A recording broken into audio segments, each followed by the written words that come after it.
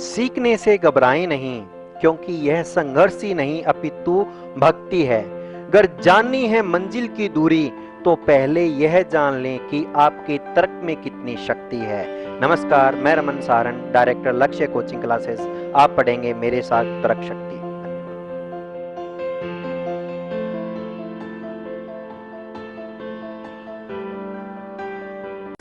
नमस्कार, तेज हरियाणा से गुरविंदर पन्नू। हम मंडी डबवाली में इस बार नगर परिषद के चेयरमैन चुनाव को लेकर चर्चा करेंगे और तमाम समीकरण पर हम विस्तार पूर्वक तरीके से हम चर्चा करेंगे। दरअसल मंडी डबवाली पूरे हरियाणा में मंडी डबवाली को एक हॉट सीट के तौर पर देखा जाता है, चाहे वो विधानसभा का चुनाव हो या फिर निकाय चुनाव हो या फिर चाहे वहां पर नगर परिषद के बाद पार्षद जिला परिषद का चुनाव हो, क्योंकि यहाँ पर सीधे तौर पर टक्कर चौटाला परिवार में होती है और जिसमें काफ़ी कशमकश का माहौल है वो देखने को मिलता है। मगर हरियाणा में ऐसा पहली बार होने जा रहा है और होगा जब नगर परिषद में चेयरमैन का जो चुनाव है वो डायरेक्ट रूप से लड़ा जाएगा। जनता खुद चुनाव के माध्यम से, ईवीएम के माध्यम से अपने मनमर्जी के चेयरमैन को चुनेगी। ऐसे में डबवाली में अगर आरक्षित सीट को छोड़कर अगर ओपन सीट इस बार आती है चेयरमैन के तौर पर, तो निश्चित तौर पर घमासान तय है। यानी सियासी अखाड़ा फिर से सजेगा और इस बार जोर आजमाइश भी होगी, टक्कर भी होगी और खूब जोर भी लगेगा। अनुमान यह है कि इस बार एक एमएलए की तरह चुनाव डबवाली की हॉट सीट पर छोटी सरकार का चुनाव है वो देखने को मिलेगा। ऐसे में सवाल खड़े उठते हैं। हम अलग अलग तरीके से सभी बिंदुओं पर विस्तार पूर्वक चर्चा करेंगे। आपको ये भी बताएंगे डबवाली में इस बार जो नगर परिषद के चेयरपर्सन का जो चुनाव होना है उसमें किस किस पार्टी की तरफ से कौन कौन से दिग्गज चेहरे इस वक्त लाइन में है जो जोर आजमाइश टिकट की अपनी पार्टी के तौर पर कर रहे हैं। हम सबसे पहले जिक्र करते हैं जेजेपी और बीजेपी का। सवाल उठता है, क्या ये दोनों पार्टियां गठबंधन के तौर पर ही अपना कैंडिडेट उतारेगी या फिर दोनों में अपनी अपनी जिद होगी? बीजेपी चाहेगी कि वो अपना समर्थित कैंडिडेट उतारे मैदान में और जेजेपी चाहेगी कि जनाधार बचाने के लिए वो अपना कोई भी चेयरपर्सन के चुनाव के लिए अपना कैंडिडेट उतारे।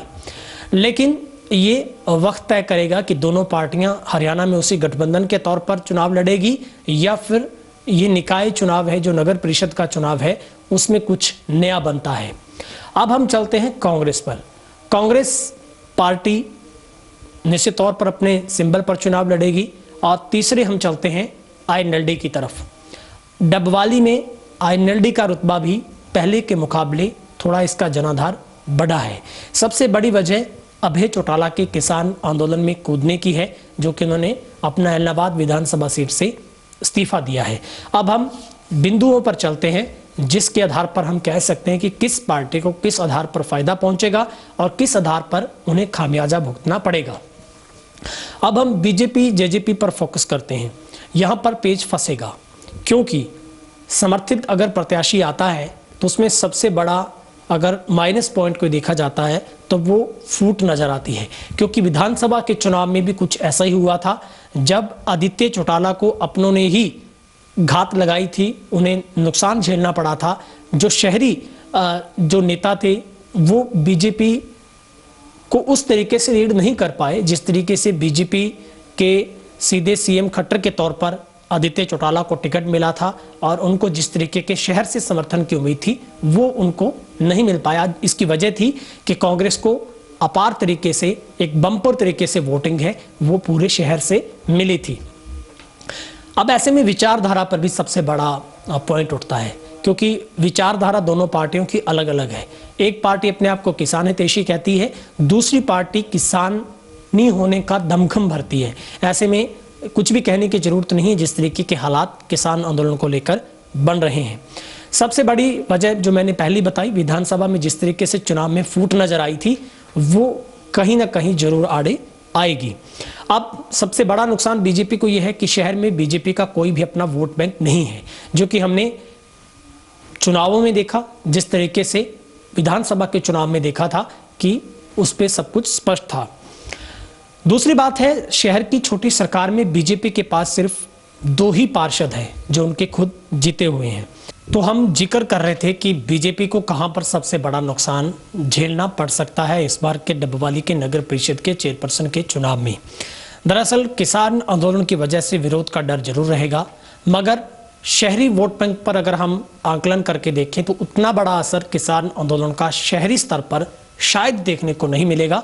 मगर हाँ, डर जरूर रहेगा, क्योंकि जिस तरीके से गांव-गांव में बीजेपी नेताओं का बायकाट किया गया है, अब बीजेपी नेताओं में इतनी जहमत नहीं है और इतनी ताकत नहीं बची है कि वो किसी भी गांव में जाकर अपनी पार्टी का चुनाव प्रचार कर सके। तो ऐसे में सीधे तौर पर किसान आंदोलन का भी डर किसानों की वजह से नेताओं को जरूर रहेगा। सबसे बड़ी देखने वाली बात होगी, क्या बीजेपी के अगर किसी भी कैंडिडेट को टिकट मिलता है तो क्या जेजेपी भी खुले तौर पर समर्थन देगी, या फिर जेजेपी के किसी कैंडिडेट को अगर मैदान में उतारा जाता है तो क्या बीजेपी भी एक सुर में आकर अपने कैंडिडेट के समर्थन में वोट की अपील करेगी। ये सबसे बड़े सवाल हैं जो बीजेपी के लिए कहीं ना कहीं मुश्किलात पैदा करते हैं और कहीं ना कहीं प्रश्न के चिन्ह भी खड़े होते हैं। अब हम बीजेपी पार्टी में उन चेहरों को बताएंगे जिनके ऊपर नजर है, जिनकी सुगबुगाहट इस वक्त चर्चा का विषय बनी है अगर बीजेपी की तरफ से उन्हें कमान दी जाती है। सबसे पहला नाम आता है विजय वधवा का, जो कि पूर्व जिला के महामंत्री रह चुके हैं बीजेपी में और मुख्यमंत्री के भी काफी करीबी माने जाते हैं। ऐसे में जी तोड़ कोशिश विजय वधवा की तरफ से रहेगी और कुछ हद तक उनका शहर में जो वोट बैंक पर कब्जा भी माना जाता है। लेकिन अब देखना होगा क्या सीधे तौर पर विजय वधवा पर जेजेपी भी मोहर लगाती है। दूसरा नाम विजयंत शर्मा का आता है, ये भी इस लाइन में आगे हैं और बीजेपी के 2 कदावर और चेहरे हैं, गौरव मोंगा और अभिमन्यु कोचर। ये दोनों ऐसे चेहरे हैं जो जिलाध्यक्ष आदित्य चौटाला के काफ़ी करीबी हैं और पिछली बार जब ये सुगबुगाहट थी कि शायद उपचुनाव दोबारा से होगा नगर परिषद का, क्योंकि चेयरपर्सन का पद खाली पड़ा, अभी भी वाइस चेयर प्रेसिडेंट का भी, तो उस वक्त भी 2 ऐसे कांग्रेस के समर्थित पार्षद थे जिनको रातों रात ही उन्होंने क्लीन स्वीप करते हुए बीजेपी में सदस्यता ग्रहण करवाई थी। तो निश्चित तौर पर बीजेपी में ये 4 ऐसे चेहरे हैं जो कि हिट लिस्ट में हैं, इनके भी नाम सबसे आगे हैं। अब हम जेजेपी का जिक्र करते हैं। जेजेपी में विपिन मोंगा और रणबीर राणा, ये 2 नाम ऐसे बनते हैं जो टिकट की होड़ में आगे हैं। अब हम कांग्रेस पर चलते हैं।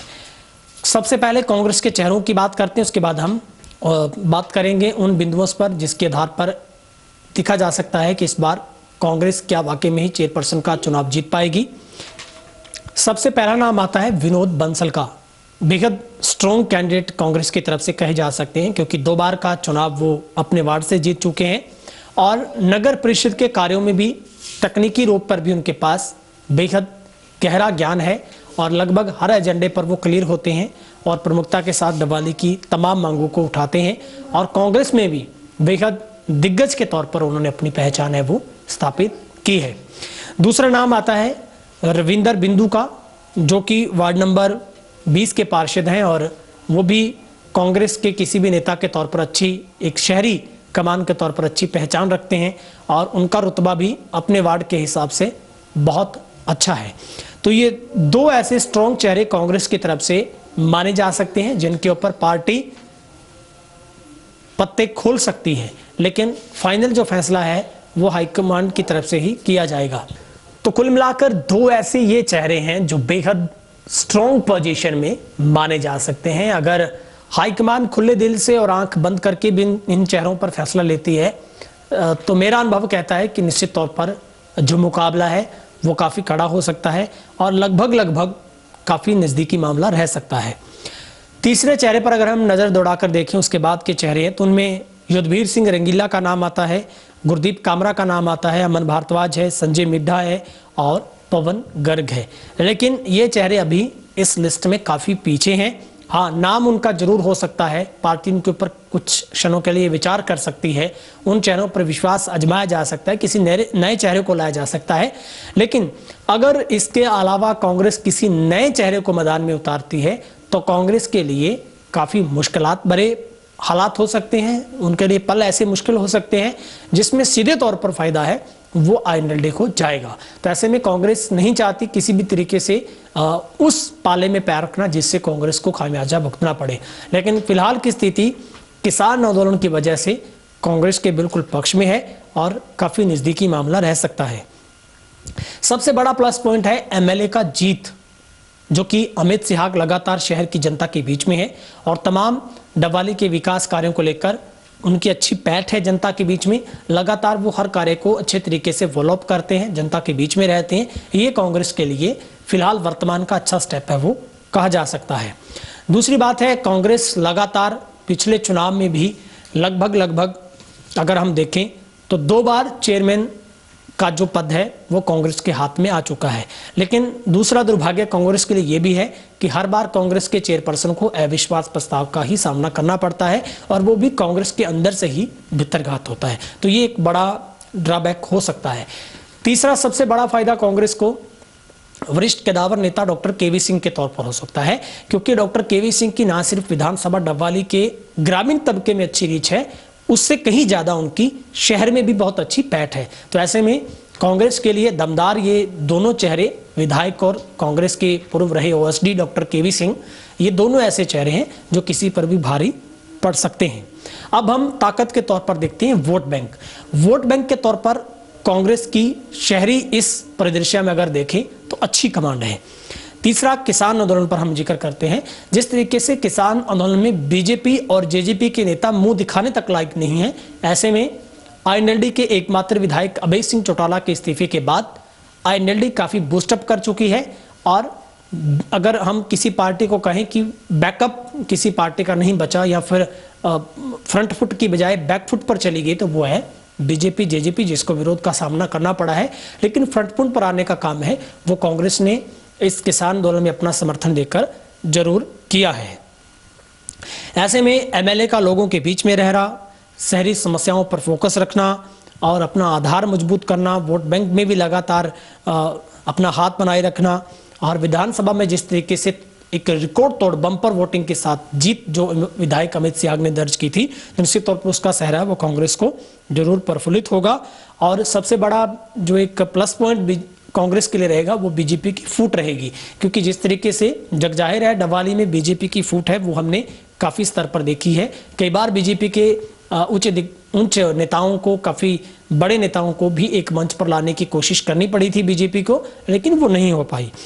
और दूसरी बात है कि इस बार किसान आंदोलन की वजह से बीजेपी नेता खामोश हैं, उनकी कोई भी एक्टिविटी कहीं नजर नहीं आ रही है। ऐसे में छोटी सरकार के चुनाव बिल्कुल सर पर है और जिस तरीके से हम मान सकते हैं कि जो इस निकाय चुनाव में 21 जून को जो कार्यकाल है समाप्त हो जाएगा, उसके बाद प्रशासनिक अधिकारियों के पास सीधी पावर चली जाएगी, तो ये हमने बताया है। लेकिन कांग्रेस को एक डर भी है। कांग्रेस को डर इस बात का है, वो सबसे बड़ा ड्रॉबैक है, कुर्सी छिन जाती है। हमने जैसे पहले कहा था कि जनता अगर विश्वास करे तो करे किस आधार पर।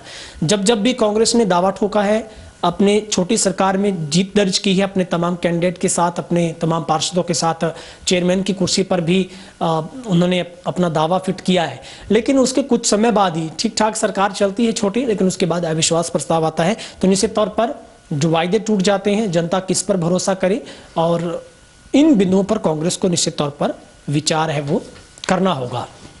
अब हम तीसरी पार्टी की तरफ चलते हैं, वो है आईएनएलडी। हालांकि विधानसभा चुनाव में आईएनएलडी का रिकॉर्ड उतना भी खराब नहीं रहा, फिर भी 10 से 13-14 हजार वोट तक का वोट बैंक है वो आईएनएलडी ने अपना बरकरार रखा था। लेकिन उस वक्त बीजेपी की लहर होने के बावजूद भी, और जिस तरीके से सीधा मुकाबला है वो एक तरफा इस बार नहीं होके बीजेपी और कांग्रेस में बनने की वजह से आईएनएलडी तीसरे स्थान पर रहने की कवायद में थी, लेकिन जेजेपी तीसरे स्थान पर रही थी। लेकिन अब किसान आंदोलन ने सबसे बड़ा एक संजीवनी बूटी का काम आईएनएलडी के लिए किया है, तो ऐसे में अभय सिंह के इस्तीफे के बाद ताकत और बढ़ी है। तो सबसे अच्छा है कि अभय सिंह का जो प्रचार है वो कहीं ना कहीं दमखम भर सकता है आईएनएलडी के चेहरे के तौर पर, और किसान आंदोलन के किसानी नेता भी उन्हें माना गया है। तो निश्चित तौर पर आईएनएलडी में टेकचंद छाबड़ा एक बहुत ही कदावर चेहरे हैं जो सब पर भारी पड़ सकते हैं।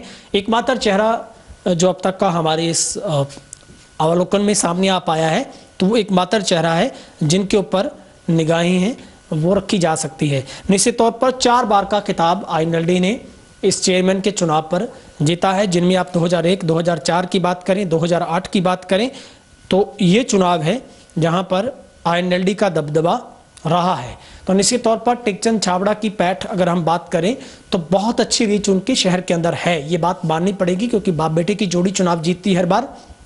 अगर आईएनएलडी उनके ऊपर किस्मत अजमाती है तो शायद काफी नजदीकी मामला रह सकता है, लेकिन अच्छा प्लस पॉइंट आईएनएलडी को तब मिलेगा जब कांग्रेस की तरफ से कोई नया चेहरा या फिर कमजोर कैंडिडेट मैदान में उतार दिया जाता है, तो निश्चित तौर पर आईएनएलडी के लिए बहुत अच्छा कदम साबित हो सकता है।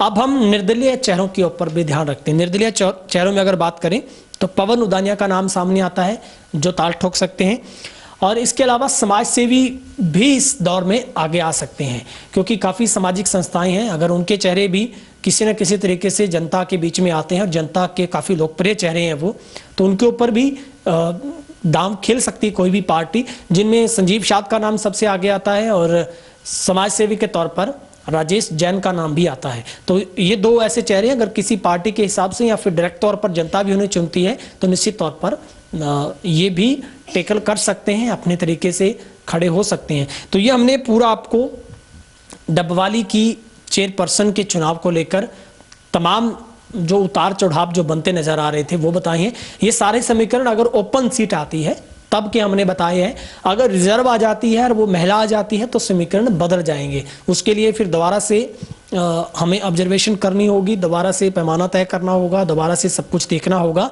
लेकिन ये आंकड़े तभी लागू होते हैं यदि डबवाली में ओपन सीट आती है। तो ये ऐसे काफ़ी किदावर चेहरे हैं।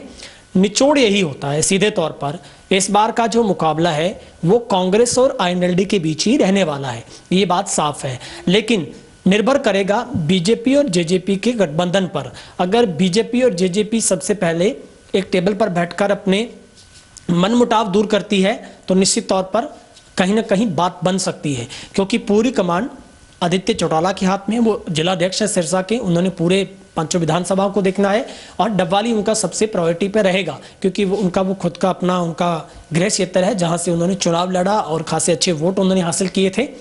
लेकिन जिस तरीके से उनके ही चुनाव में शहरी बीजेपी उनका साथ नहीं दे पाई थी, तो ऐसे में काफ़ी मुश्किल सा नज़र आ रहा है कि इस बार के छोटी सरकार के चुनाव में कोई बीजेपी चेयरपर्सन के तौर पर कुछ बड़ा कर पाएगी, और जेजेपी के लिए काफ़ी मुश्किल रही। दोनों पार्टियों के लिए मुझे लगता है किसान आंदोलन सबसे बड़ा ड्रॉबैक हो सकता है, लेकिन कांग्रेस के लिए तब मुश्किल पैदा हो सकती है यदि नया चेहरा या फिर किसी दूसरे ऐसे कमजोर कैंडिडेट को टिकट मिलता है, तो सीधे तौर पर इसका सबसे बड़ा फायदा आईएनएलडी को होगा। फिलहाल इस छोटी सी अपडेट के लिए इतना ही, और अगर आपको भी लगता है आपके अनुसार से कुछ और बेहतर हो सकता है तो आप कमेंट बॉक्स में जाइए, अपनी राय रखिएगा।